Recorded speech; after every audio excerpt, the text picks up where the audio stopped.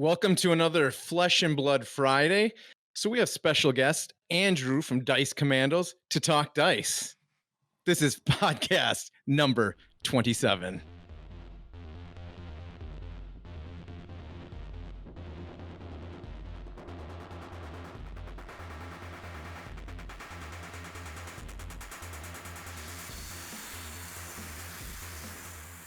So we're not going to talk dice, but this brings us back to Destiny. We can talk KO, right? KO's good. Yeah, I was just gonna say Chaos, that lots of dice, yeah. So we are going to talk Destiny because when we started this, we talked about Destiny a lot. So I have to bring up my little story.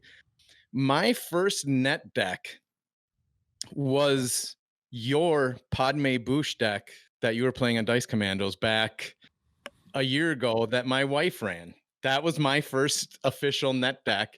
And that was my first experience of printing up the cards, putting little stickers on, because I made it real fancy. If you're going to proxy, you go all the way into proxy, full print job and everything. So I think that's kind of one of the reasons I enjoy doing this is teaching back what I learned from your channel way back then. So thank you for that and kind of helped me get into doing this and helping other people. That's a great story. Thanks, man. That I missed that deck. That was a fun deck back in the day. No, I was just gonna say it's funny because I like right before Destiny ended, the best I ever did at one of their like regionals, their primes, whatever, was I played a Maul Mandalorian Super Commando deck that I based off of your deck because I loved it so much, and I like almost swerved off the deck. And my buddies convinced me, like, no, you got to play that deck. And I 6-0 to Prime with it. I 6-0 to Prime with it. And I was like, I love this deck. It was like my favorite deck I ever played in all of Destiny. And I took that deck to Vegas this last January, and I missed Top Cut by strength of schedule with the same deck. No, that deck was a sleeper. It didn't get enough love in the droid meta, but it was very well positioned against the droids, actually. So I don't Go ahead, Dan. have like a net deck story where I was inspired. But I will say that when Blake let us know that you guys were in touch and you were going to be hopping on our podcast, it was like the first time that I've ever gotten a little bit, not celebrity like that, but like, dude, you've been around in my life at least for way longer than I've been in your life. And it was just like weird and surreal to, like from the beginning of Destiny for the most part, like there was the group of content creators that are always putting out solid stuff. So just to Jason's point, man, like I think one of the reasons I love doing this is because of the community of content creators that exist in Destiny and kind of always striving to rebuild that in the other games that we care about, because like it was awesome. And like we wanted to be a part of that, and unfortunately the game fell through. But no, man, like really appreciate the fact that you bounced over and you're putting in your effort and your talent to good use in the FaB community here too. And for anyone who is watching that is not aware of Dice Commando, like please check out that channel because it's great. It's good stuff. And thank you for being here. oh, thanks, guys. I not only appreciate the offer, but all the kind stories. That makes me feel great. I guess I can go home now. That's awesome. All right. Well, now we talk. So I'll take the opportunity though to do a shameless plug. So yeah, Dice Commando. Actually, I reached out to Flesh and Blood before they even published. They sent us some demo decks and stuff, and we've been on board since October of 2 years ago now, when it dropped. So yeah, come on over, check us out. We try to drop.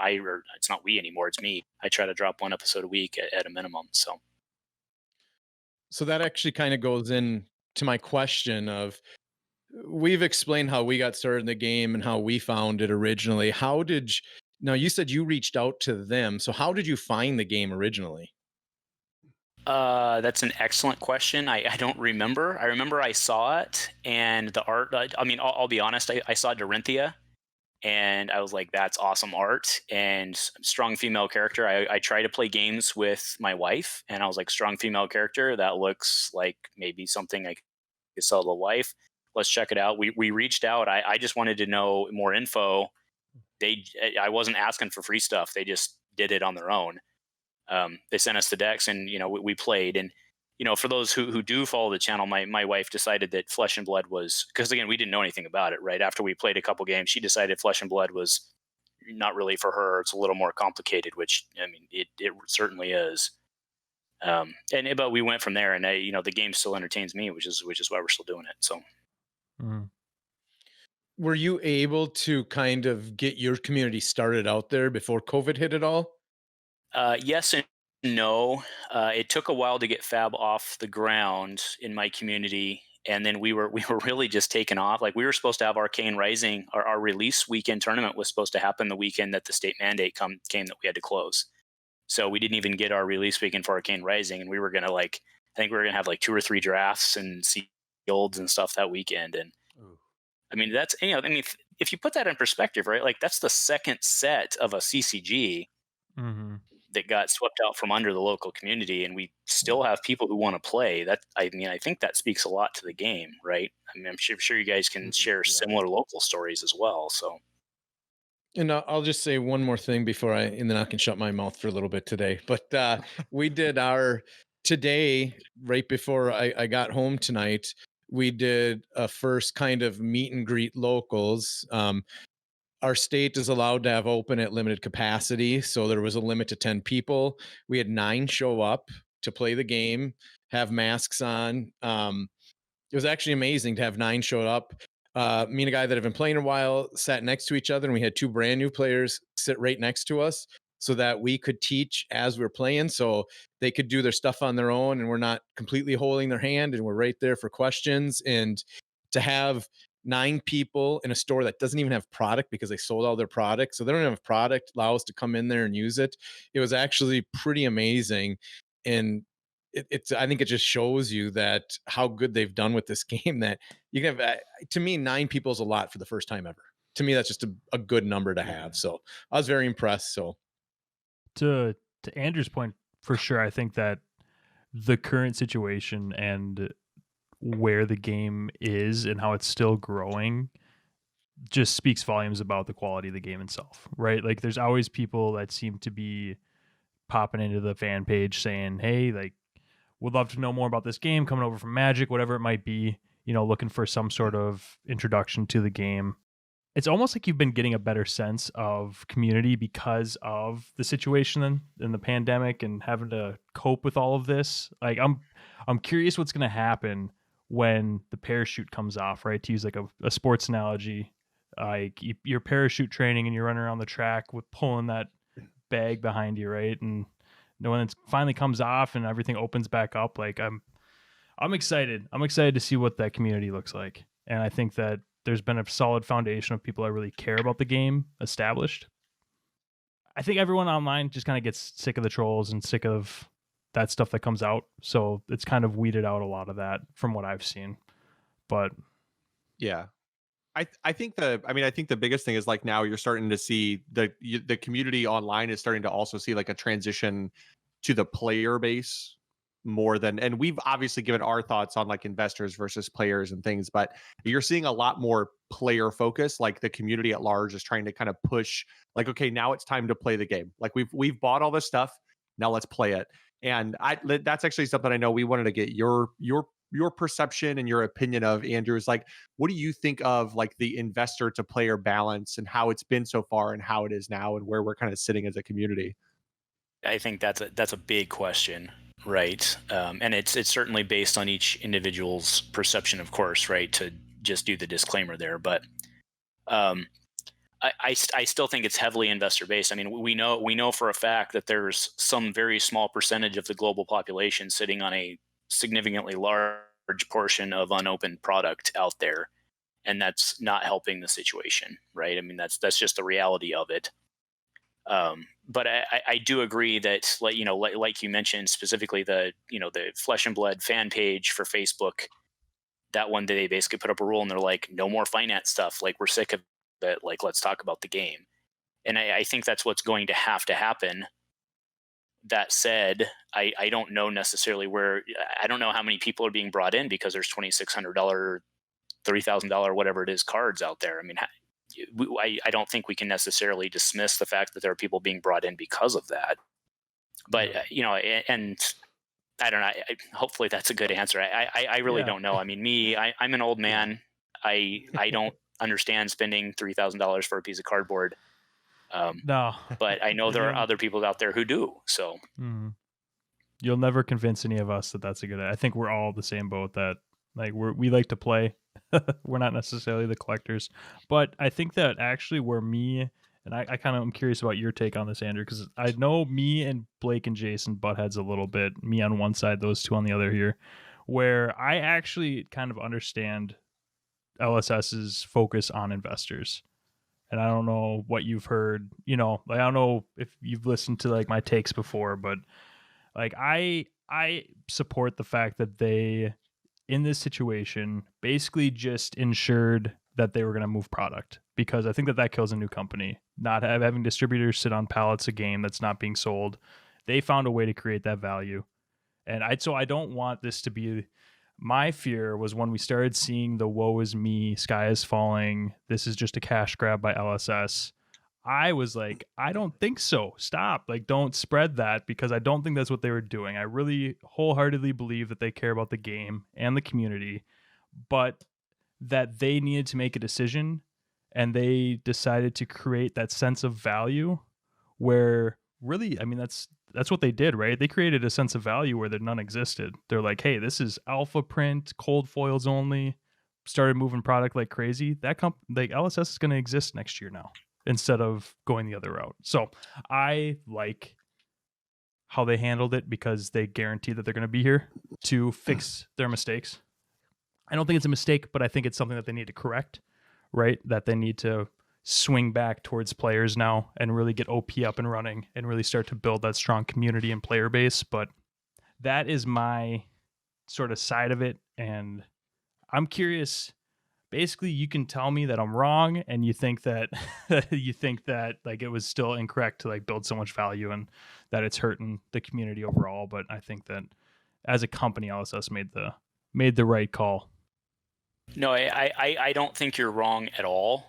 Actually, I think you're like 99.9% correct, right? If you actually look at the history, I mean, remember, FaB's been out since October of 2019, right? Mm-hmm. Yeah, 2019, yep. October 2019, right? Welcome to Wrath or Wraith or whatever we decide we want to call it, right? The base set didn't sell out until basically, you know, certain other YouTubers who deal in high volumes of Magic stuff got involved. Yeah. Right. So I don't think you fault them for that. Right. They were a small company coming from a small country that were doing what they could to, I mean, we already talked about the pandemic. Like by every metric, this game should not have survived. And it did. Right. I mean, their second set was dropped when the largest consumer country in the world went on lockdown and couldn't play with each other. Like, you guys saw what happened to Argent Saga. Like, it's just gone, right? To what? To Argent Saga. Yeah, exactly. Yeah, like it's just gone, right? And like, sure, they have the advantage that New Zealand had a pretty appropriate COVID response, and they're also a small island, which makes it easy to do it.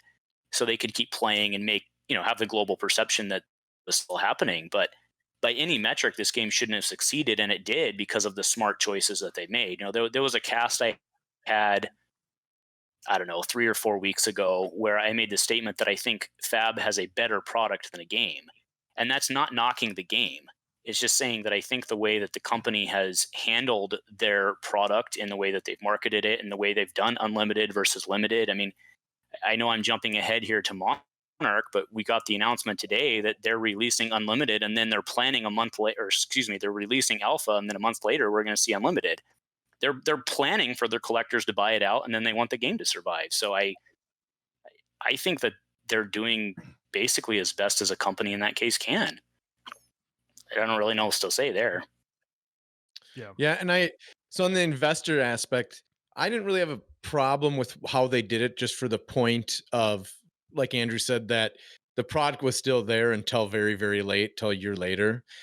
What I have an issue with, and I will name him, and that's Rudy going on and spiking certain valued cards. And I think he is great entertainer.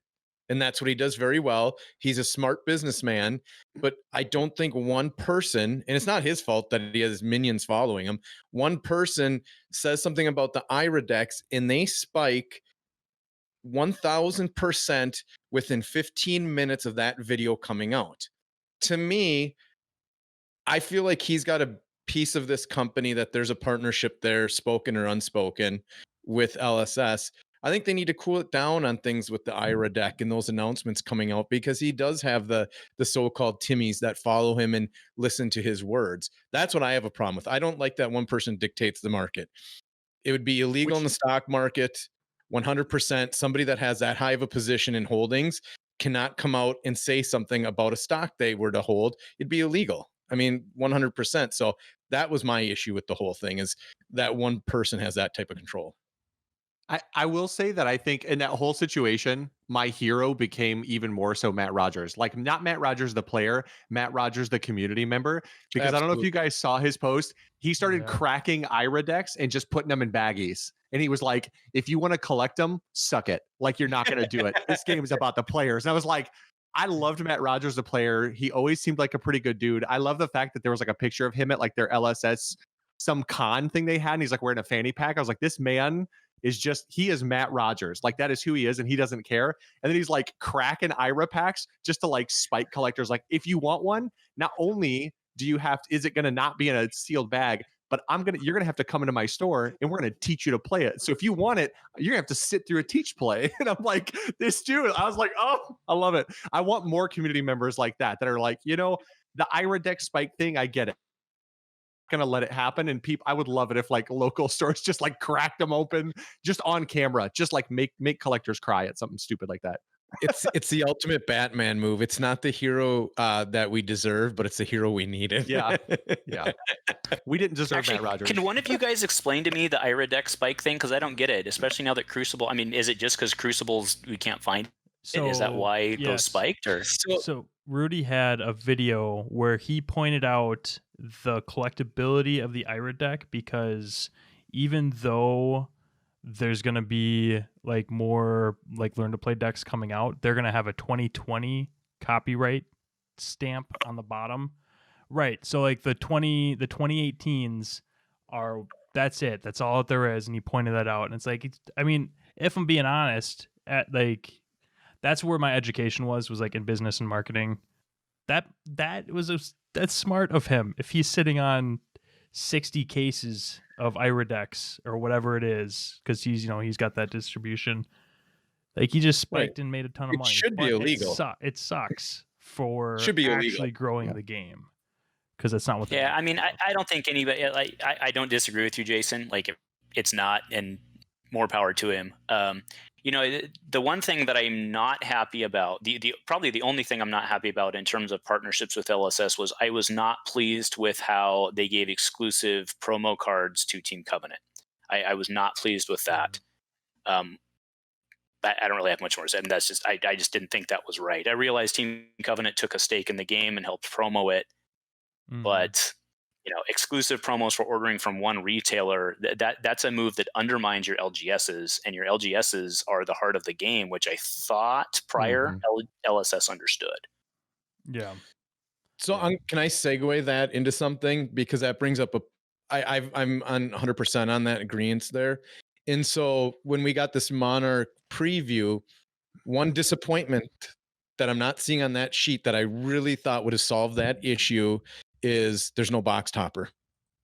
If they would have made 4 box toppers, thrown them in there, the promo thing is gone. There's no exclusivity. And for a game that you're supposed to play flesh and blood, you shouldn't be encouraged to buy from an online retailer. You just shouldn't, by having exclusive promos. It's yin and yang on there. So I was a little disappointed that they didn't show box toppers on this release. To be fair, I don't think they did before either, and I think they did them posthumously, so they may still be coming. Okay. Yeah. But with that said, I also think you're correct, and the counter to that, though, is I feel that their box toppers also kind of got foobarred last time, because I'm sure you guys saw on the Facebook page there were a bunch of people like, I bought a box, I didn't get the box topper, somebody's selling a box topper for $20 or whatever it was, blah blah blah blah. That's what I'm saying. Like, put it in the booster box. Oh yeah, no, exactly. Totally needs to go in the box. Like that was my LGS's problem. They bought, I think, like 10 or 12 cases of it, and they got like 4 box toppers to give to their best customers. So like, and then you're getting ripped up on the internet because you didn't give everybody a box topper. Like all you're doing is setting your LGSs up for failure, and that's a bad move. Yeah, we bought between the 3 of us and our buddy Mark, we bought 2 cases, and I got 4 heroes, I think, when we bought it. So it kind of felt bad that we bought 8 boxes and got 4 heroes. I'm like, I get it, but we all play like multiple heroes, and it's like we could have at least all gotten multiple heroes out of it and stuff, and we all ended up getting the hero we wanted, which it worked out that we all played different. I mean, that was good, but I would have felt real bad if like we got 1 Bravo, but 2 of us played Bravo. It's like, well, who gets Bravo now? Like just one of us gets Bravo. That kind of sucks. Like we bought 2 cases. We should have at least gotten 2 of the hero that we wanted. And that kind of stuff is definitely something that hopefully is just a learning curve that they're figuring out, because I think that's the biggest thing is like the LGS needs to be the heart and soul of a game, because like they've put their stake in being a game that wants to be played in person and in flesh, in blood. Like that's their whole thing, right? We're not doing online tournaments, we're not doing webcam tournaments, because it's meant to be played old school across the table from one another. And that's great, but like if you put your stake in that, then you got to sell your soul to trying to make sure the LGSs survive in every capacity, and like they need to be the heart and soul of the game. And like everything you do needs to translate that. And if you do things that don't, you're gonna get dinged for it, and people are gonna have a negative reaction to giving special promos or not handling it well at the LGS level. Those kind of things just, they look bad because it's, you say one thing, you do another, like which one's the truth? You never want to be a company that's not, we all come from Star Wars Destiny. And like, I think sometimes we always joke, like if something goes wrong, I have to really keep myself from like my Star Wars Destiny PTSD from coming out, where I assume that the sky is falling the second one thing goes wrong. Because like with FFG, when one thing went wrong, it all went wrong. And it was like everything was always wrong all the time. And I have to remind myself sometimes, like if they mess something up with LSS, it's like up to this point, they've done 99% of things right, and 1% of things they could have handled better. FFG was the exact opposite of that. Like they had like 1% that they pretty much handled correctly, and they were like 99% like screwed the pooch. So FFG was like you hear like a drip, and you hear like a drip in your bathroom, and then you look under your sink, and it's just like mold everywhere, and the vanity's rotting away. It's like, oh god, I shouldn't have even looked. I'm sorry. Like, and I think there's that fear, right? Because it's like if you hear a drip, like, oh, Team Covenant gets special promos. It's like, oh god, okay, I'm gonna look into this. Like, hopefully everything's still fine. I want to pull us to this Monarch sheet. I don't know if you got. Did you get a chance to look at it much, Andrew? Oh yeah, I did. Sheet? Okay, so there's a lot of stuff going on in here. So they didn't give us. They gave us limited amount of stuff, but a lot of fun things to look at. And so speculation can now run rampant, which I love to speculate because you can be wrong and it doesn't matter in 2 weeks when you're wrong for speculating. So a couple things that I noticed. Have you seen the internet? That's not true. So there's 2 things that I noticed right off the bat. One is different color booster packs in hero boxes. So I thought that was interesting that they, is that an arcane type of hero versus none? So that was kind of cool. But the other thing was the art of the angels and demons. Where does that come from?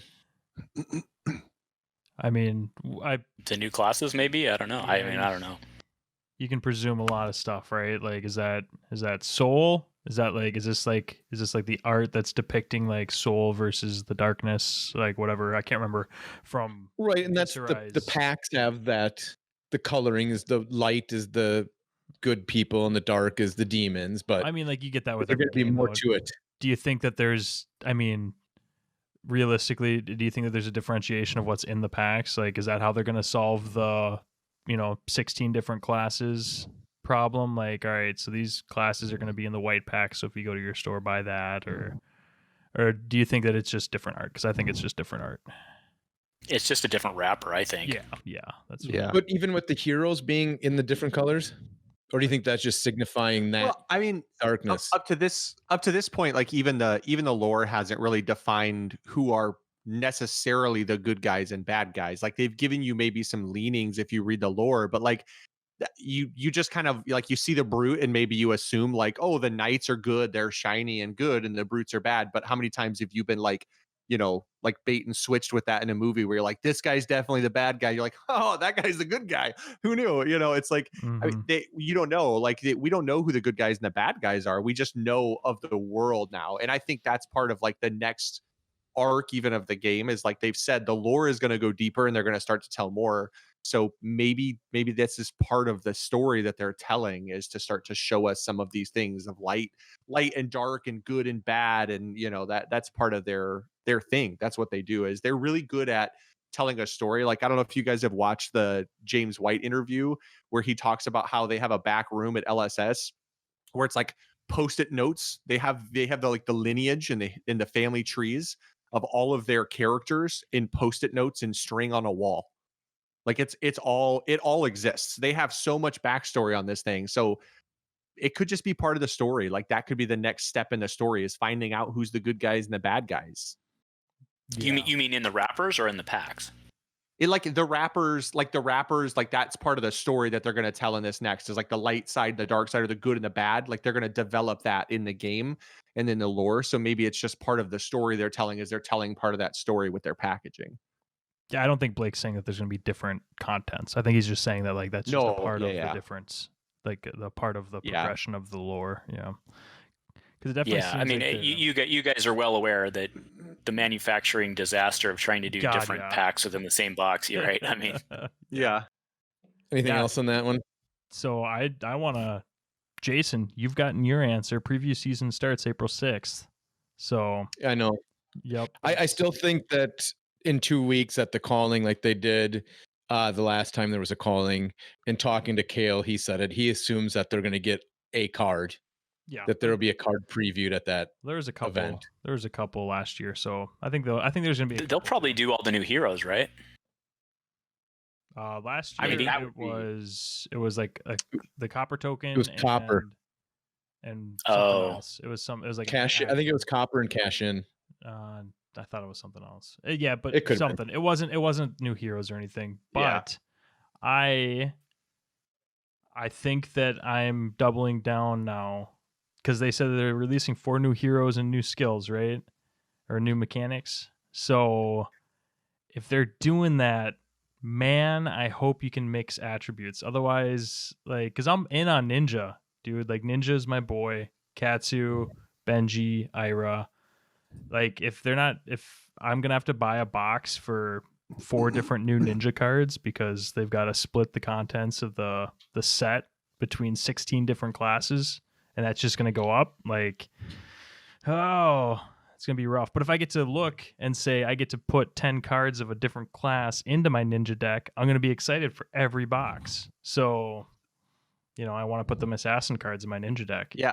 So I would love to know that. Like, we're going into Monarch, and we've obviously, all of us have given our takes, ad nauseum about what we think Monarch is going to be.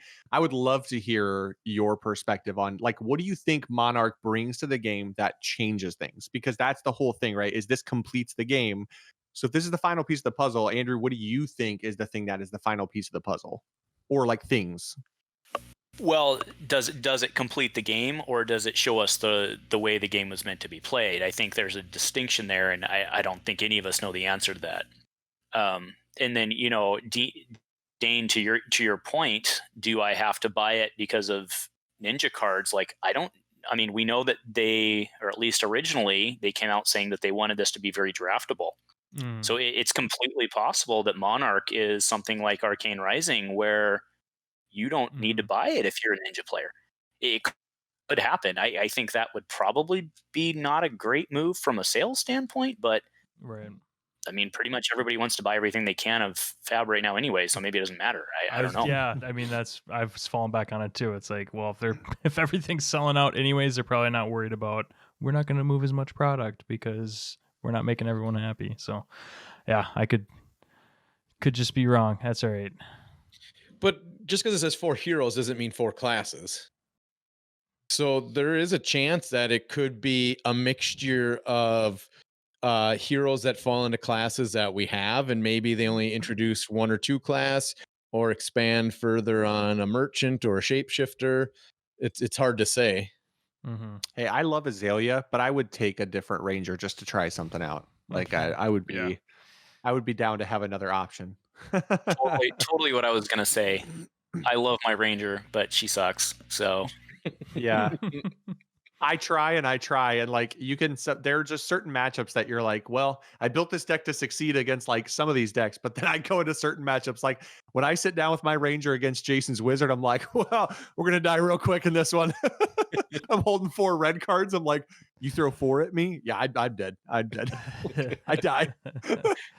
Yeah, you do love your yeah. That's a sad situation because I feel like even when you're optimized against a deck, you're still 50-50 with ranger. Yeah, Kale brought up a good point talking about how if you're bringing anything competitively, like you pretty much need to be able to answer wizard, and unfortunately, ranger does not do that well. Well, you're talking blitz, right? Yeah. I mean, in constructed, it's a little better because you can kind of side in some things that help. But in blitz, it's basically just you're not even a dice roll. You're not even like I have no chance. Like I just sit down against Jason when I have my blitz ranger, and I'm just like, I'm dead. Like I'm dead. I just die. Like I don't know. It's not like if I can play this right or I draw the right cards. It's just I'm dead. I'm just completely. No, he just goes full throttle. I'm gonna throw as many as I can at you, and if you draw the cards, you draw them. If you don't, I'm just gonna hit you with a bunch of arrows. Yeah. I'm just like turn 1. I'm like 14. What do you do now? So that's a good point. Andrew, what I guess with your playing experience, like what are you most invested?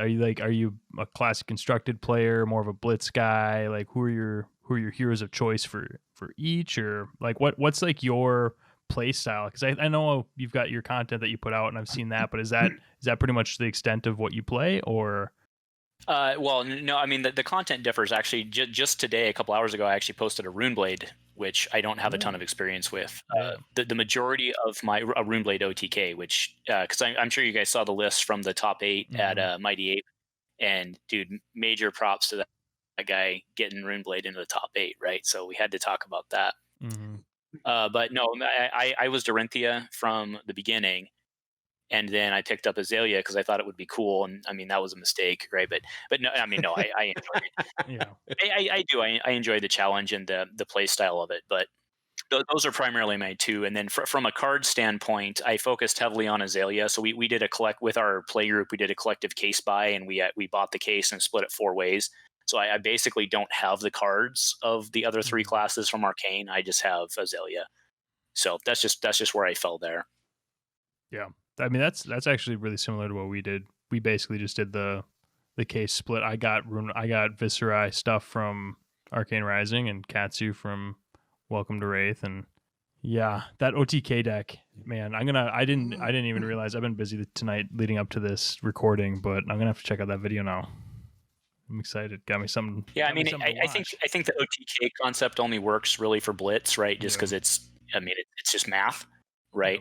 But it's you throw out a birthday cake, you throw that out for 9 with a bunch of rune chants behind you, and that's game, right? You have notes? Anything you want to hit specifically?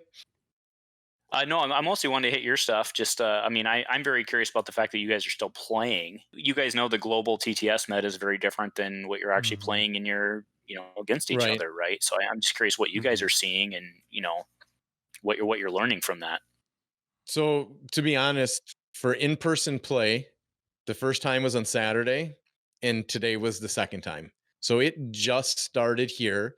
And yes, from a global standpoint, I've played in 4 TTS tournaments starting back to August.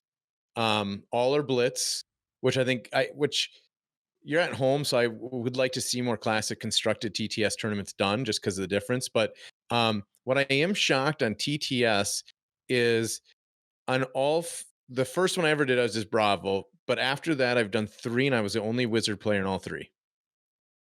And all 3 of them, I went 3-1. So I'm shocked that there wasn't more Wizard players.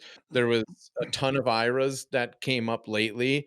And then Dorinthia was super popular before that.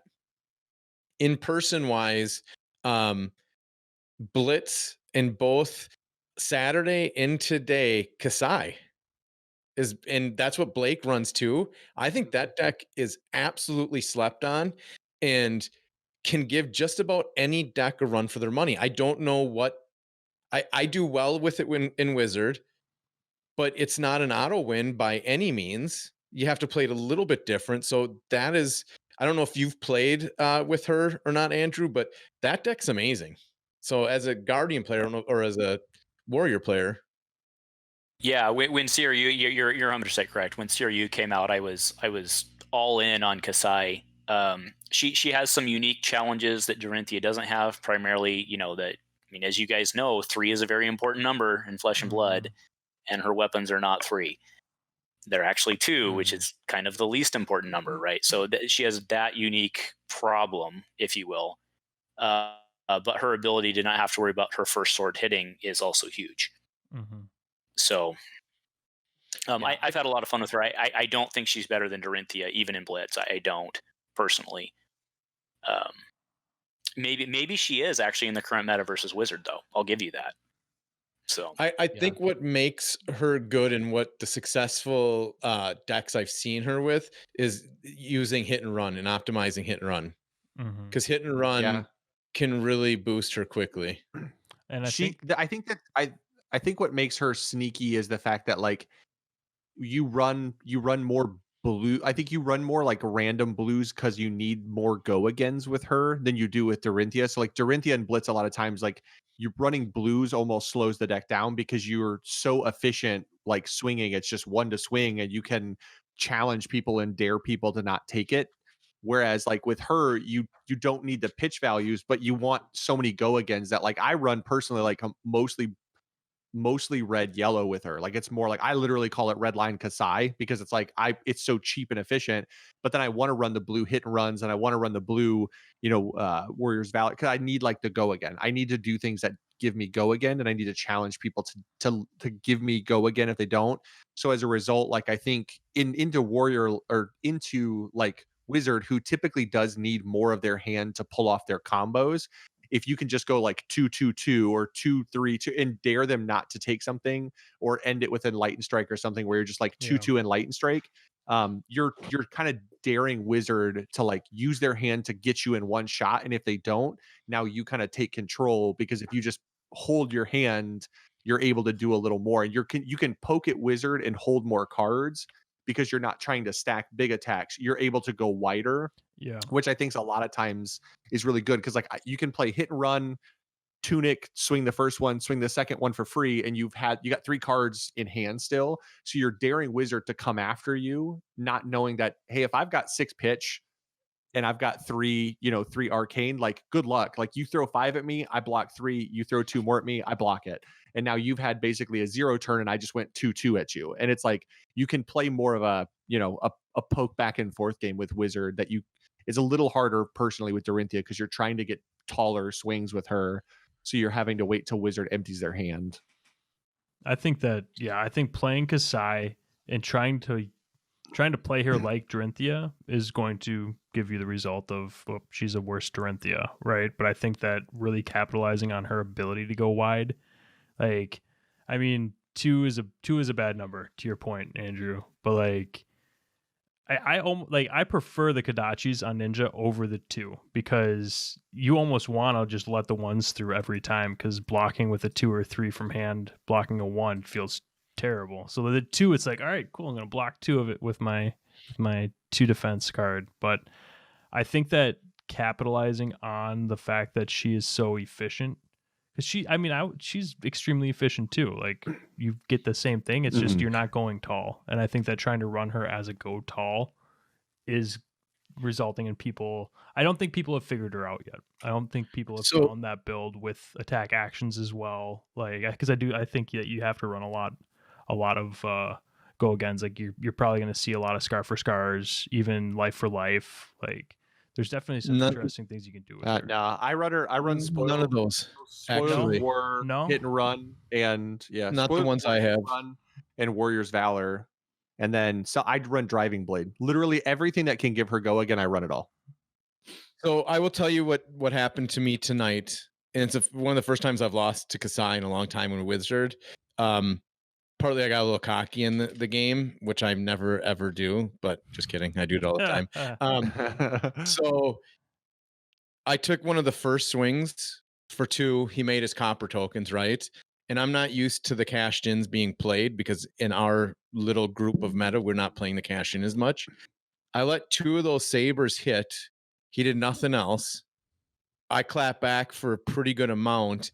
And then he brought in a cash in, had a huge hand, and played several out for runs and swung for 8 and 9. And I couldn't do anything about it.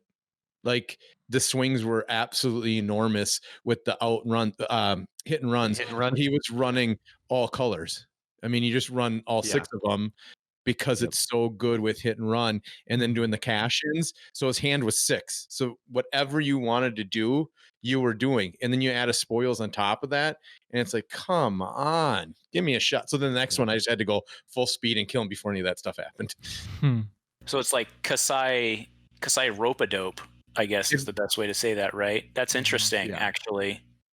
It's interesting. And to your point, Dane, you were talking about Scar for a Scar, and I had and actually Blake, you brought this up as well about the wide strategy run in only reds and yellows. I actually had a low profile warrior build that I had like very early in Crucible, where I was actually running Ravenous Rabble as well. Oh yeah, Rabble's amazing because like Dane, you said, like you're gonna take a 1. Like, you're not going to block a 1, right?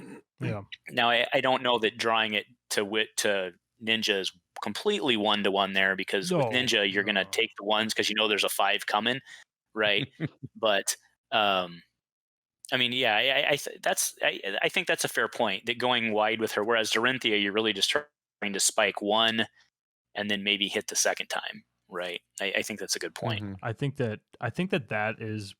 I actually now that we're talking about it, I really want to build a Kasai deck, and I want to build it I want to build it with the go wide, but because like, what does Dorinthia do? She makes you question every single time you're on defense. You're like, what do I like? That's the mind games that Dorinthia plays, and you have the ability with warrior attack reactions to do that with Kasai. Obviously, not to the same extent that Dorinthia has with her specializations, but like you can threaten that in Kasai and Blitz as well. But if you're doing that and also swinging 3 times, twice or with swords that you can use your reprises on, like I think that just having that threat makes her valuable. Yeah, that's so mine. All mine runs. So my Kasai runs basically all the cheap reactions too. So like Out for Blood and Iron Song Response, and the whole concept is, I'm going to swing at you, and there's going to be 2. So I'm going to give it go again. There's going to be 2.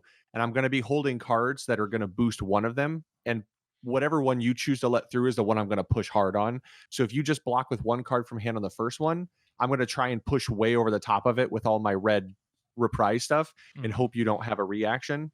And then I'll just use the second one to poke you for 2 more or let you get another card out of hand. So the whole idea is like, and then if you block up on the first one, you're like, I'll block with 2 cards the first one. You're like, cool, I'll swing with the second one. Like, no block. You're like, cool, I'll throw 6 at you. And like, you just choose whichever one they don't want to block. You just slap that one with all of your reactions, and you just push your hard reds, and you try to just pile 6 on top of the 2. And you're just like, I'm going to push 8. This one's going to be 8. Like, it's going to be a big one.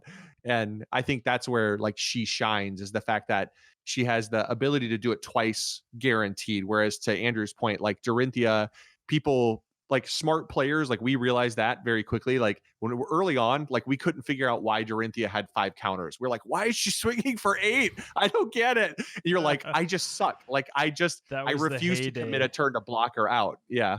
And then you realize, you're like, wait, she got a counter. Next turn, you're like, I blocked 12. You're like, it's like, you just dump your whole hand on my first swing, like the whole hand. I'll put it all down. You are not getting it on me this time. Yeah. I played the first match I played today. I played Dash into Dorinthia, and the player, like the first turn, he swung his blade, and the very first turn, you have 4 cards. I'm like, I'll block for 6. Yep, that's what's going to happen this game. Just giving you a taste of what's happened the rest of the game. I'm not letting that thing get it. And I didn't. I did not allow a counter. At one point, I used 2 unmovables to block 9 damage with a 14 block because I was not letting that thing get in a counter. I think Jason was having flashbacks, because I'm pretty sure on one of our live streams a few weeks ago, Jason had a really bad night where for some reason he just he was like, I'll let it get a counter or something. And then like one turn I was like, swing Dawnblade for 6. And he goes, wait, what? And like he had this like moment where he's like, oh God, I let it get 3 counters. And he just couldn't, there's just nothing. It was like this, it's over the game. And he actually like, I think turn 4, he just scooped. He was like, it's like 35 health to 9. Like, I'm not gonna win this game. That second counter on Dawnblade pretty much spells disaster for the opponent. So yeah.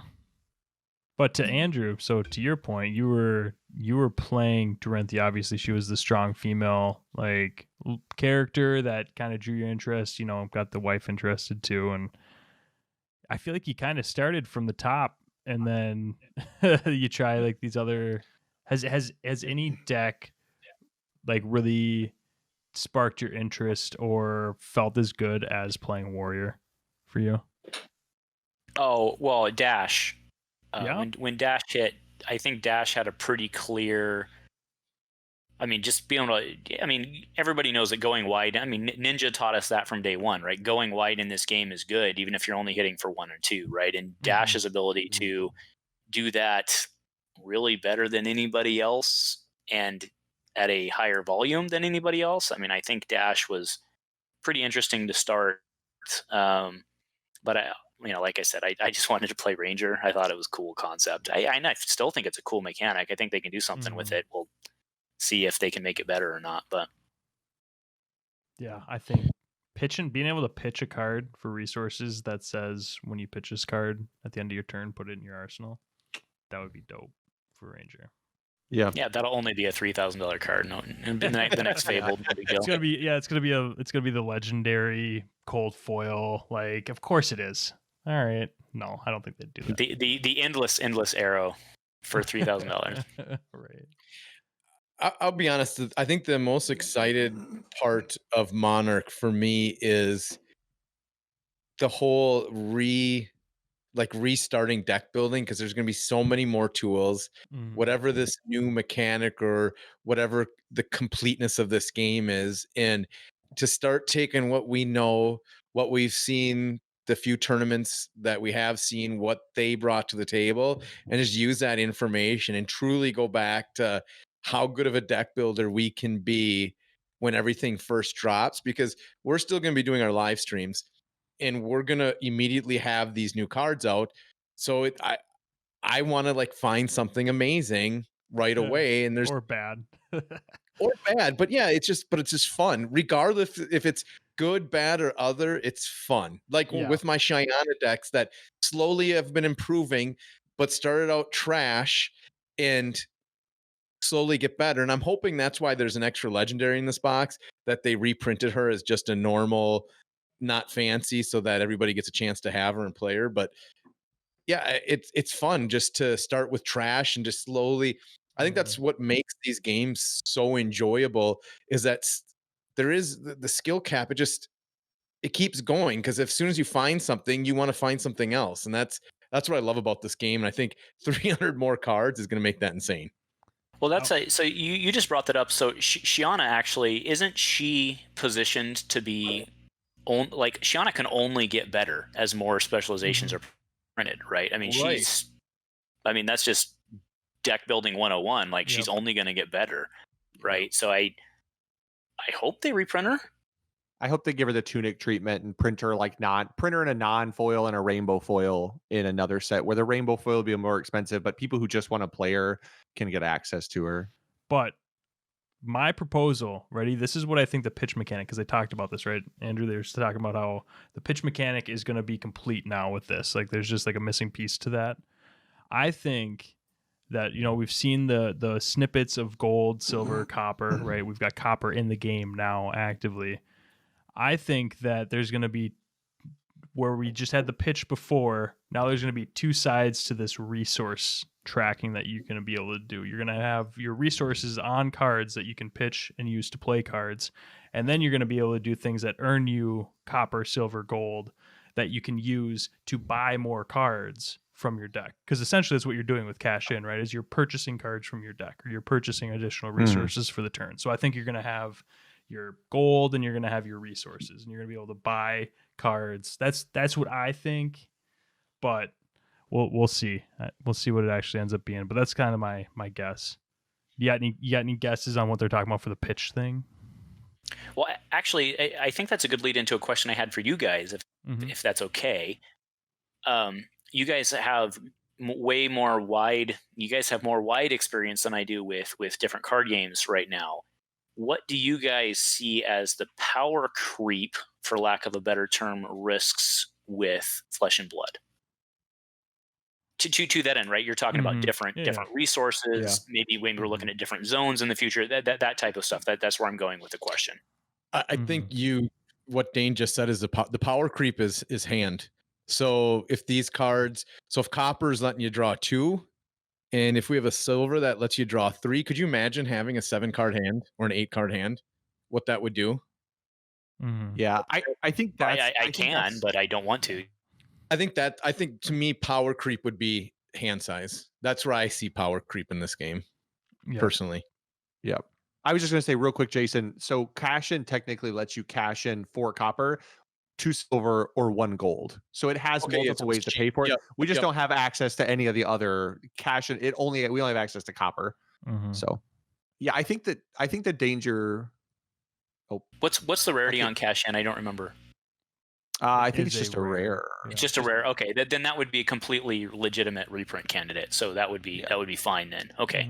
Yeah, I definitely think that the hand is the one thing in this game that can where the power creep can see the most issues, because like we have a pretty wide scope of equipment, we have a pretty wide scope of attack cards and generic cards, we have a pretty wide scope of even hero abilities, but like the hand is the one thing that is basically universal to all heroes other than Data Doll, in spite of my desire to make that stupid deck work.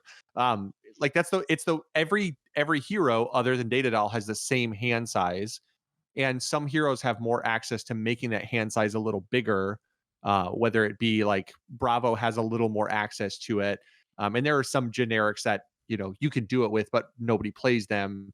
So it's like that's the one constant in this game, is dealing effectively with the same hand size. So if they do too much interaction with the hand size where you allow people to have 6 or 7 cards, I think the game could definitely power creep into an off the rails situation, because especially certain heroes, like if you give certain heroes stuff, like Bravo could pay for more, but Bravo's always kind of setting up. So like they would have to know that their big hand is coming on the turn they're going to be able to set up another big turn the next turn. Whereas like if you gave Warrior 2 more potential reprises or just more cards to pay for the reprises, that's horrifying. Like that's like that.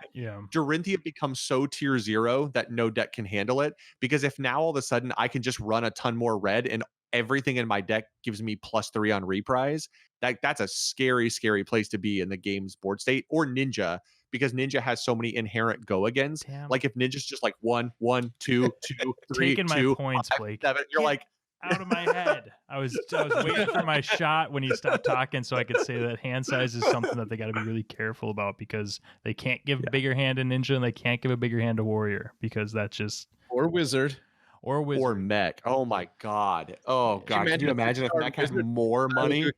I will do a Kano. You're just gonna cycle your deck. Kano. Just puke. I mean, just think of how bad my board state looks already, Dane. You're just going to get triggered. I'm going to have cards freaking everywhere, like Kano. There's cards laying everywhere.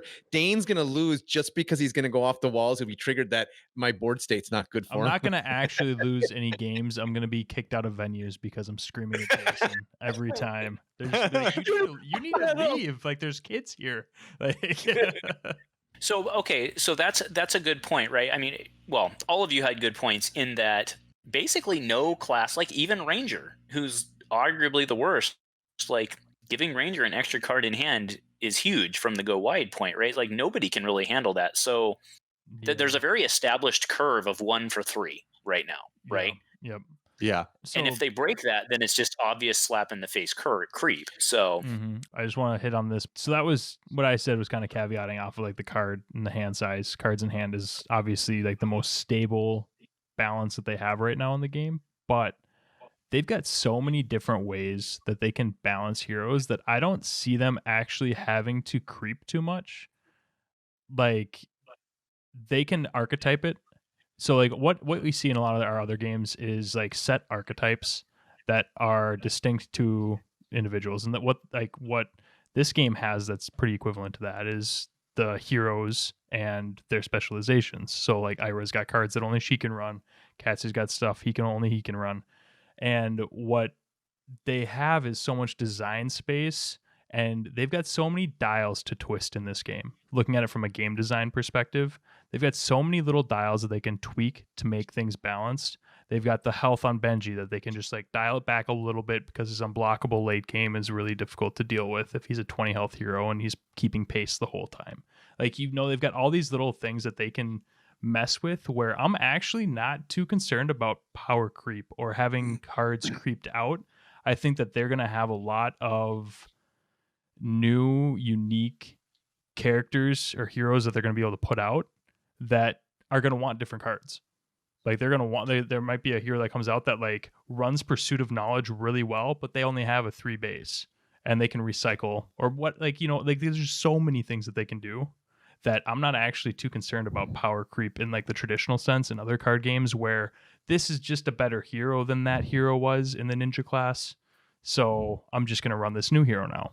Like, I don't actually see that being a problem.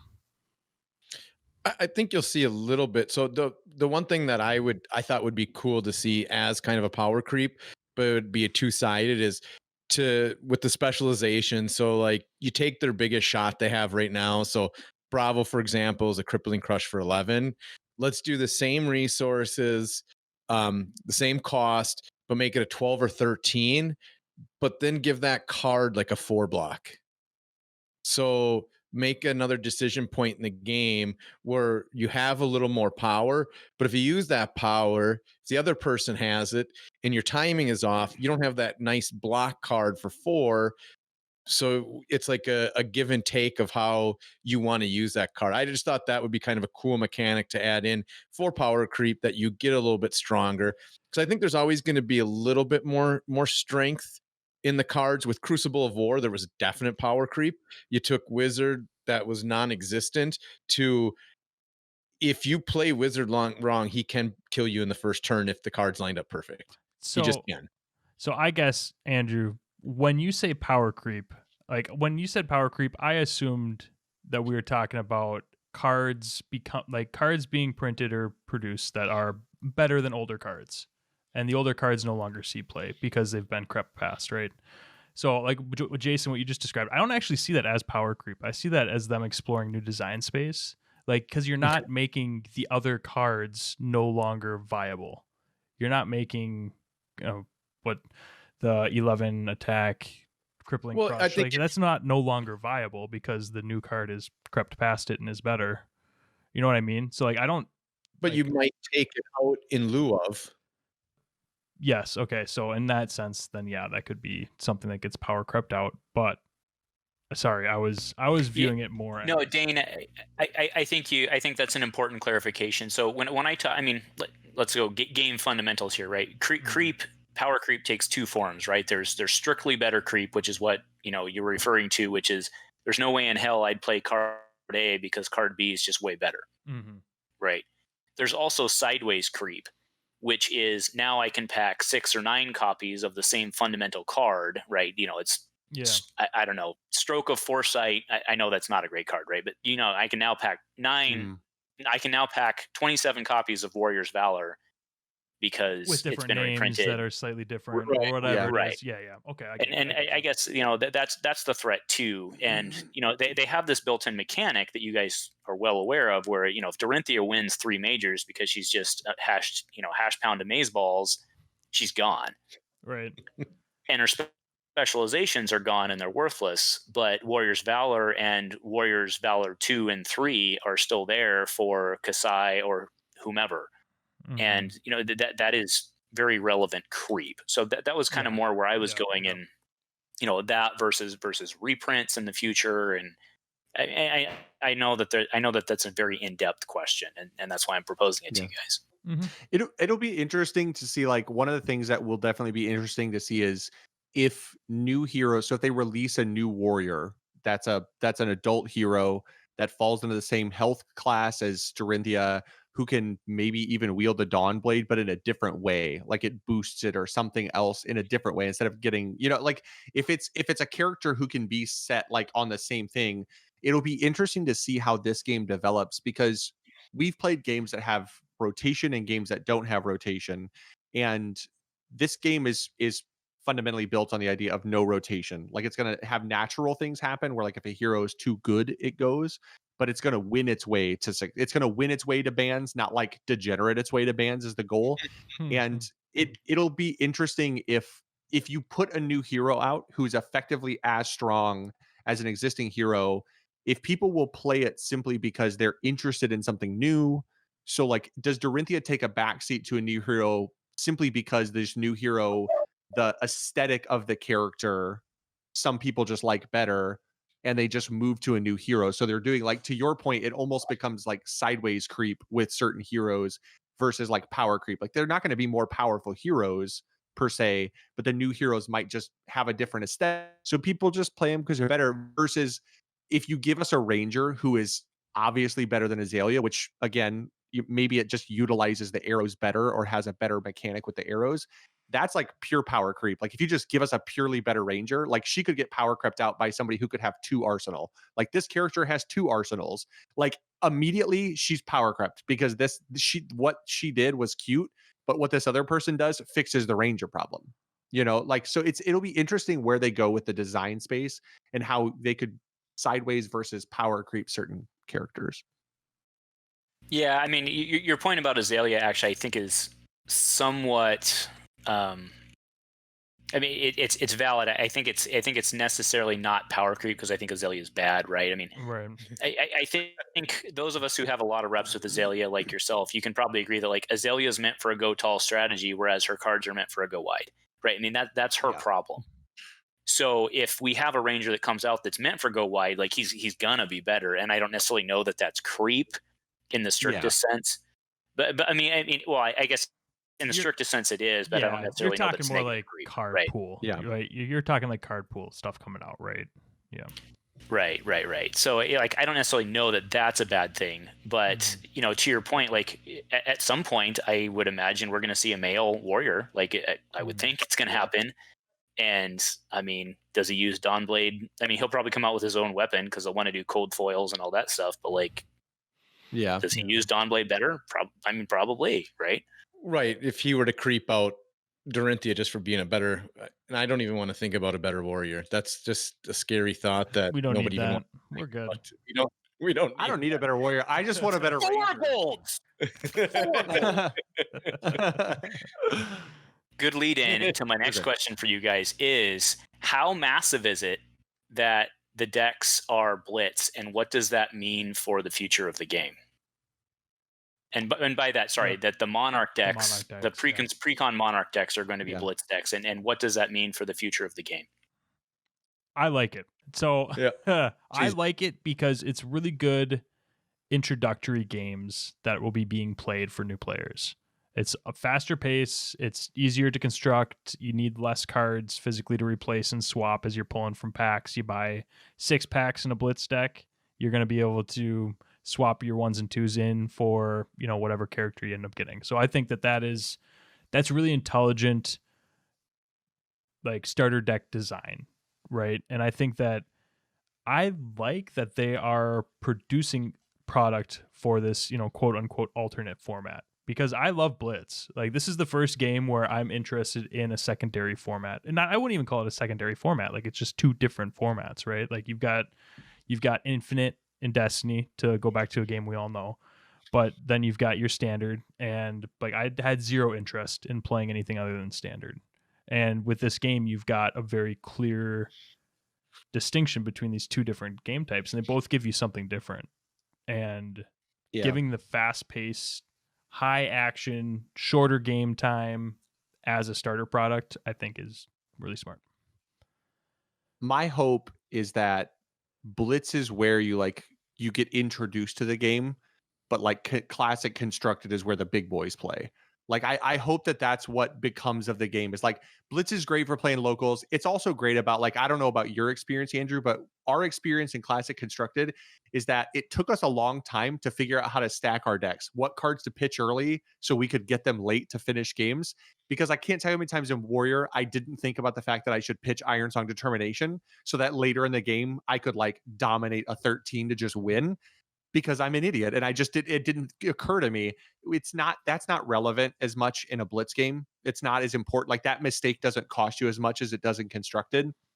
And I think that's good, because I know for us, like we would get to single digits and nobody could win. You just like get down to 6 and we're just like, why? Just I'll just die. I don't even care. Like I'll let myself die because I'm so tired of playing this stupid game. We've been playing for 2 hours. Like, and I think that's like Blitz solves that problem for sure. Like games go faster. It's a lot easier to just spike off damage and win.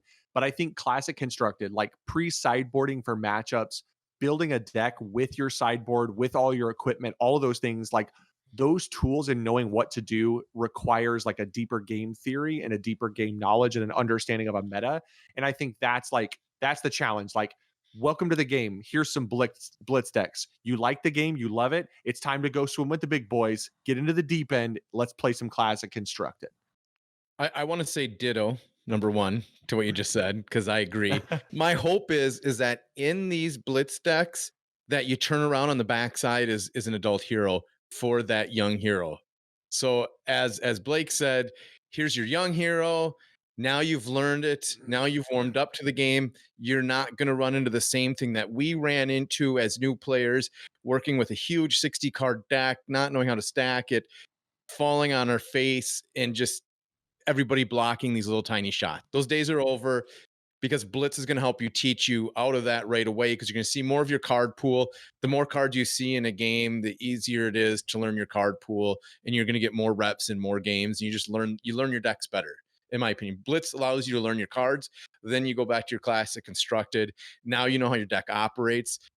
To Blake's point, even if I play Wizard in a Classic or in a Classic Constructed, that first stir, I probably want to pitch so it comes up late game, so I can do a 14 shot late. So I want to make sure that's in there for late. And the next one I'll go early to get the first big shot in. But you have to stack that deck. You can't do all your big shots right away and not have that finishing blow saved up for end game. So no, it's good. It's good. It's an easy entry point, $12 a pack. Bring it on. I think it's good for the game.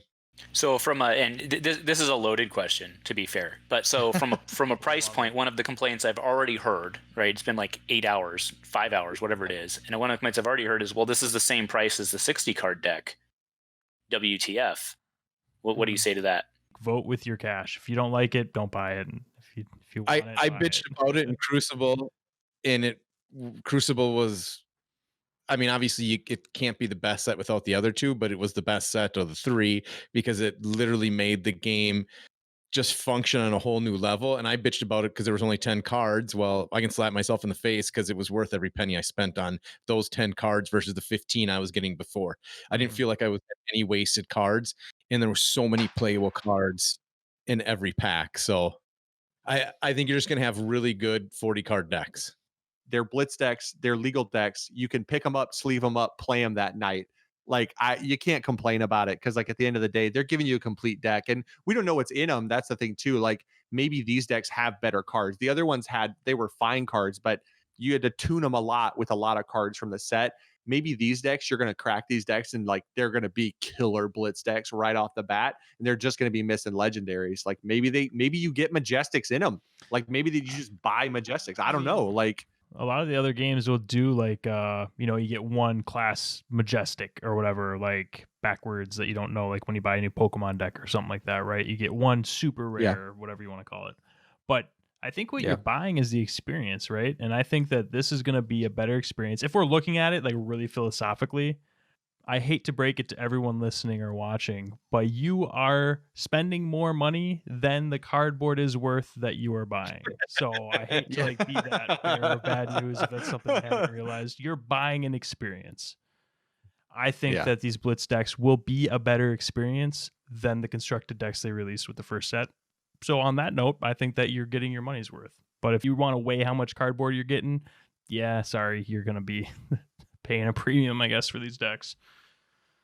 Yeah, and I mean, like I said, that was a loaded question because I kind of figured how you guys are going to respond, and I don't obviously know where I sit. But I mean, we all know that the cost to LSS of those 20 cards that aren't there is like cents, Penny. or Yeah. fractions of cents, probably, right? Like you said, Dane. Yeah, you couldn't have said it better. You're buying the experience, and I think that it's, to Blake's point, I think it's going to be a higher quality deck because if you look at the WTR decks, they had 2 copies of most of the rares that were in there. Mm-hmm. And like, if you had 2 copies of most of the rares in a Blitz deck, you're going to be pretty happy, right? So you're only going to be swapping in a handful of Majestics. That's about it. And depending on your play style, you may or may not use them. I mean, I don't use a lot of Majestics from Crucible in certain decks. It just depends on your play style. Yeah, I think we're in a good. I mean, the announcement is obviously very exciting because new stuff's always exciting. What's your guys' take? This is an ad hoc question. What's your guys' take on the Unlimited coming out 1 month after the alpha print? Like, are they basically just saying Rudy's going to buy all of our stuff and the rest of you can play? Or I want to start with that. Okay. To me, that's a little disappointing. I am actually disappointed that they're coming out with Unlimited 1 month after first edition. And the reason is I think that Unlimited could have stayed first edition because even though I'm a player, I still like cold foils. Why don't I get to play with cold foils? I'm a player. I'm not a collector, but I still like them. I have cold foil cards. I haven't sold them yet because I like playing with them. I think they look cool. So I was a little disappointed that they're coming out with it that soon. And I don't know what what is that statement supposed to be to the market? And I feel like they are very open to a fault. Like they tell us everything. They should have never said, like, if it was my company and it's not, I would have never said that Crucible is not going to have an unlimited run. I would have been like any other card company and just kept my mouth shut and be like, you know what? We're working the printers. We got Monarch coming up. That is on our minds 100%. Let us get this Monarch out and we'll get back to you. Guess what Crucible boxes do? They stay at $150 because there's uncertainty in the collector marketplace. Then once Monarch's printed, everybody has their product. They bought their Crucibles. Players are happy. We're not reprinting Crucible. Value spike. Enough of the players got them. The collectors are happy because now there's even less boxes that are sealed because a lot of the players got the boxes. So it actually probably would have made the product more collectible because you got players their cards. So that would be my take on the Unlimited so closest. I want more first edition because I'm a player. I still want cold foils. Oh, we haven't. Andrew, sorry, I'm going to jump in here quick. You're good. I don't know who started this. I let my dog in. I apologize, but this just kicked a hornet's nest. We haven't had a chance to discuss this yet with like the actual announcement. So like, I disagree with a lot of what you said, and I'm excited. So no, sorry, Blake, go ahead. I understand what they're trying to accomplish as the guy. So like, I think we fall into 3 classes. Dane is in this group. Like Dane is the most understanding of the collector market.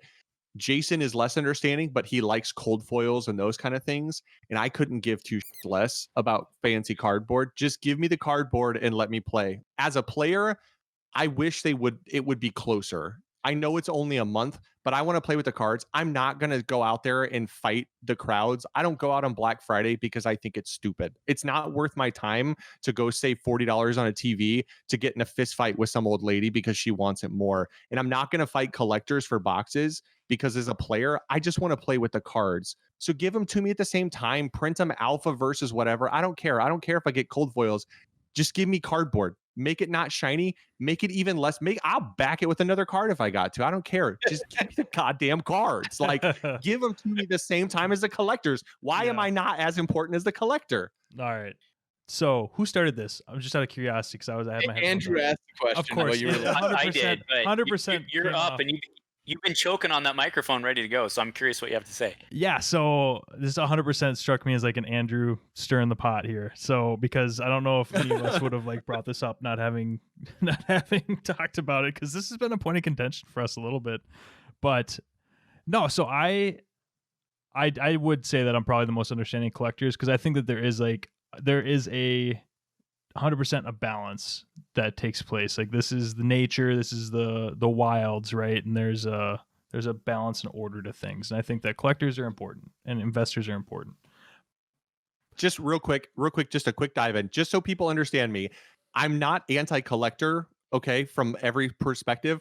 The collector market in this game is primarily bothers me. In our Dragon Ball game today, me and my buddy just traded for a $1,200 card. I have a $500 card in one of my decks. I've got expensive cardboard, so we're not saying this because Blake can't afford it and Blake doesn't want it. All right, I like it. Brag. I'm All just right. saying it's the way that it exists. So yeah, no, I got you. My commercial break is over. All right. Hey guys, I just want to cut in here and quick tell you how much money I have. I'm not poor, right. okay? I'm not poor. It's not that. No, so I think that LSS has done something a little unique, and we actually brought this up in our last podcast, but I'll just hit on it again quick. They have very black and white distinguished a collectability and a playability in their game. They've got two different sides to this coin, and you've seen that a little bit with like Wizards and like Magic, but they've got like the reserve list, and that's a little bit of a different monster. But with this game, like, this is the alpha run, this is collectible, this is the unlimited run, players will play with this. So that being the perspective that I have on it, I don't like that they are wasting hype for a new set, because as April 6th hits and they start putting out spoilers, like, are they going to, like, what's the plan for the month in between when the average player can't afford to get the product that they want to play with? Like, that is my issue with the time frame. I would love to have seen, like, almost like in our other games, there's like the pre-release, and it's a week before the actual release date, they drop all the alpha stuff, and all the collectors can buy up and gobble that up as much as they want. And what happens with the cold foil prices? That's interesting. I could not care less about. And then on release date, all this hype that you've been building for this player base, that's like, oh, I can't wait to get these cards, they're going to be sick in this deck, or like all of that hype, you're basically telling the average player that I hope you either snuck into like a wait list for a pre-order from Team Covenant, or you make it to the store before they sell out to, you know, your local who's going to come and buy the 12 cases because it's alpha and they're going to want to resell that, you know, down the road. Your average player is not going to be able to play that game on release day, and I know that people say, like, you know, you just got to put in pre-orders and you got to do this. Like, that is another issue. Like, there's a lot of things that I think people who do just dump a bunch of money on something take for granted, that a lot of your average players, like, theoretically the largest chunk of the player base, doesn't really have that capability, or it's not feasible for them to, you know, just put down $200 to pre-order something. It's like they're going to be the ones going in and buying packs or buying the starter decks and stuff. And I don't like that it's that far apart. I don't like that it's a month wait. I think that that's wasted time. And I think that kills a little bit of the vibe. I'm going to solve this instantly. You ready? We're just going to make top style trading cards for the collectors. They're not going to say anything on them. You're going to have a Kasai rookie card, Dorinthia, you know, greatest legends, all pro card. That's what you get, collectors. Collect those little cards. You can trade them with your buddies. They're cold foil. And we're fine. Let us play with the cards.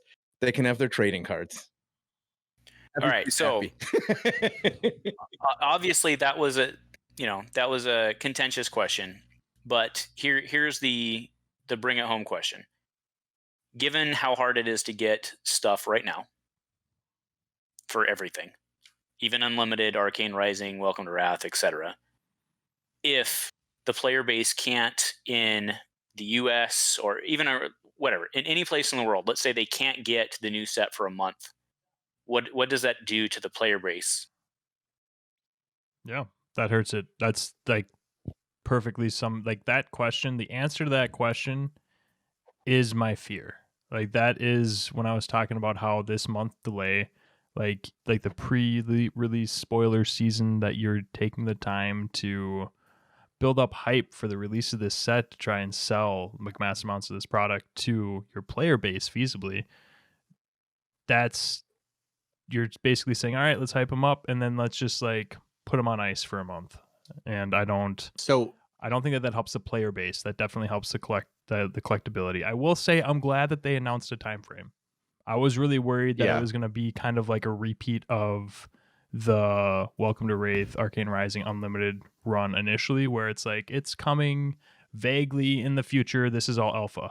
I was really worried that it was going to be.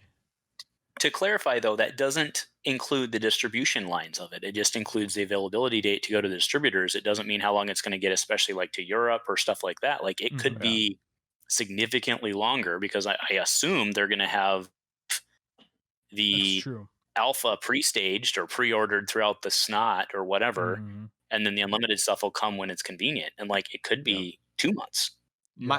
My biggest concern is that what is going to happen is Monarch will be fine. It won't actually affect the player base because of the current state of the world, and will give them a false sense of hope that this is how they can function forever. Because if we're being honest, right, we're existing in a world where currently almost nobody is playing. So like the availability is kind of like, as much as like the hardcore players are like, I just want cards, give me cards.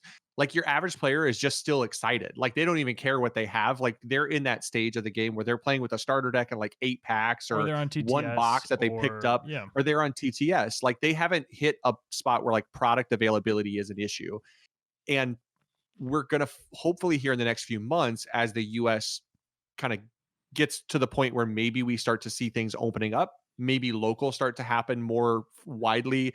When we get into the summertime, when Monarch would release, we're still going to have a ton of new players who probably wouldn't buy a ton into Monarch anyway. They're going to buy older product because they need to get something in their collection to play with, or they're going to buy a starter deck and they're not going to be interested in a case of Monarch. So what will happen is Monarch will go over without a hitch.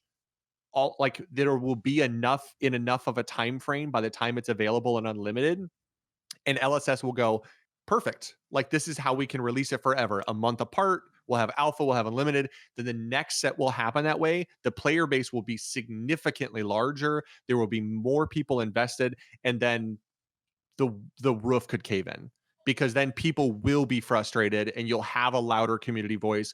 You'll have locals where people are like, wait, you mean I can't? I thought release date was today. It's like, well, yeah, but remember, like this is alpha and I have X amount. And then LGS is getting a weird spot where they're like, can I sell to whoever shows up first and just sell all my cases? I mean, that's good money for me, but like it's not good business. Like LGSs are already pre-selling the new set for like 1.5x. So, and they don't even have allocation. They don't know what they're going to get. Like you could pre-order 12 boxes and they could get 4 boxes. Who gets 4 boxes? And I think that's my concern, is that down the road it's going to create issues. Not necessarily with Monarch, but the Monarch release will create issues down the road, because they're going to get a false sense of hope or a false sense of security that they can function this way forever, in spite of the fact that we still are dealing with pandemic. We're still dealing with like state mandates on openings and closings in the states. And that's happened in a lot of places in the world. And like, you got to keep all that in mind going forward. And maybe this is just the way they're going to do it because it's hard to print right now and they can't get it any faster. So a month is as close as they can get it. I don't know. I always say, like, I'm going to trust LSS, but having been burned by a company before, I'm not going to give anybody my full hope until they've proven for a long time that they deserve it. I am almost wondering if it would have been better for them to do unlimited first and then announce that there was going to be a collectible set that was like, that is limited run, that would be coming out 2, 3, 4 weeks later. Then that's going to be like your cold foils, your special foils. Like, would that make more sense to almost flip-flop it? Like, why would you make like the initial run of the product that gets bought out and crushes the average consumer? Like, I know it's always been like, this is the first set and this is, but like just looking, like I just like stepped back when I was brainstorming, like what are some solutions to this? It's like, just make your unlimited run like it releases on release day, or just make both of them release on release day, and the collectors can buy up the limited run and then the players can buy up the unlimited run. I know that's like a whole logistics of that is probably getting the multiple products out. Like little more complicated, but I understand that there is a delay with printing, and that being said, they probably made a decision to make some clear-cut points where a new print run or a new line is going to be released, and that is how they accommodated for the delay that's going to be existing on the printers. So they did, okay, alpha run, printers get caught up, they'll do everything, then unlimited run. Got it. That being the scenario, I wish they would have flipped it so that players could get their stuff to play with, and then collectors would know that there's going to be a very limited run coming out afterwards. Because realistically, this is their solution to the limited printability. Right. So I'm gonna give you my 2 cents worth, and I'll do it quick. So here's the issue that I foresee April 30th. If for some reason we're close to herd immunity in the United States and this product sells out fast and the world is open and life is back to where we are, you're going to see Target and Walmarts with football cards and baseball cards in stock, basketball cards in stocks. The world is going to be open. You're not going to be sitting in your house anymore. People are going to have choices of how to spend outside of 4 walls. If that is product that was released by Monarch, they will go play their games of Flesh and Blood. If they can't get product and you're a new player, and this is where the hype is at, you're going to find another game, another activity, another sport to go do that we haven't been able to do for over a year. So I think it's a very weird time, and that needs to be a concern that everybody is suddenly going to have things to do. Where am I going to spend my money? I haven't seen a movie in a year and a half in a theater. Maybe I want to do that because that's my thing. But you're going to watch collectible cards. There was never shortage of football cards on a thing a year and a half ago. It's been manufactured by a pandemic. Shelf, yeah. This is a concern, and everybody should be concerned. I think these manufacturers need to look into this and be concerned about that they're not going to be the top thing once this is over. There's other stuff to do. So I got golf to play, man. And that's not cheap. That's not cheap, right? I'm not going to be able to buy all the boxes I bought and get my rounds of golf in. So, I mean, Jason, your 15-second statement there is actually an entire 2-hour discussion. Oh, it could be. I could, 100%. Yeah. Well, I mean, Andrew, we really appreciate your time and coming on and talking with us. Like I said, we've all watched you for well over a year, so it was awesome to sit down and talk with you. Actually, I want to be very clear how much I enjoyed this conversation, and I would love an opportunity to return multiple times in the future. So, absolutely. Thank you guys for having me. Absolutely. Yeah, it was a pleasure to have you, and love to have you back. Or heck, we can have you all on, and we'll hash it out for 8 hours on a Saturday about economics of card games. I would love it. We will not do that. We love it. Not that long. Yeah, we probably wouldn't get a lot of views. You need somebody with a mute button, though, just like kind of like the last president debate, so they can mute us, because we're all going to want to go at the same time. Blake, 2 minutes. Yeah. Blake, please concede the floor to Jason and spend 2 minutes. Blake, it's been 2 minutes. All right, you take us home, Dane. Well, thanks, Andrew, for joining us. Honestly, great pleasure having you on. Like, it was fantastic to get to actually pick your brain. You asked some really, really good questions, and some that we weren't ready for as a group. That we kind of got a little heated, but we all. Those are the best kind. Exactly. This was honestly one of the most fun discussions we've had, and it was a blast having you. So appreciate that, and looking forward to having you back in the future. Absolutely. Yeah, I'm begging you guys, please have me back. That would be awesome. We will have you back on, absolutely. And if you guys want to see those videos as they come out, be sure to hit that subscribe button, like the video. Make sure you like the content that you like, because we actually do take that to heart. If you like something, we see things are getting a lot of likes, we really like to lean towards what people are actually interested in listening to. So if this is something that you liked, we would love to see comments about your thoughts down below, and just contribute and help us build this community, because that's really the whole goal of our channel here, is to build this community and make it strong. So Andrew, thank you for joining us. Absolute pleasure. If I could have a last word, actually, I want to give a huge shout out to Outcast Haven. You guys have been pumping out actual gameplay videos during the pandemic for months now. It's kept us alive. Thank you guys for doing that. Everybody, I mean, obviously, if you're watching this, you're probably watching those. So granted, but you should totally be watching Outcast Haven stuff. So thank you guys. Yeah. And then Dice Commando. I was just going to say, before we leave out here, Andrew, I'd love for you to give a plug. If you're interested in hearing me talk more, I do have my own YouTube channel. It's Dice Commando. We do have FaB stuff weekly over there, Flesh and Blood stuff weekly, as well as Star Wars Destiny, which is still going, Star Wars Legion content, plus whatever the heck I feel like talking about sometimes. So come join me, and we'll talk gaming in all sorts and fashions. So thanks, guys. That link we'll have that link down in the description below as well. So thanks again, Andrew. Absolute pleasure. And you guys have a great night. We'll see you next time. Peace. See ya.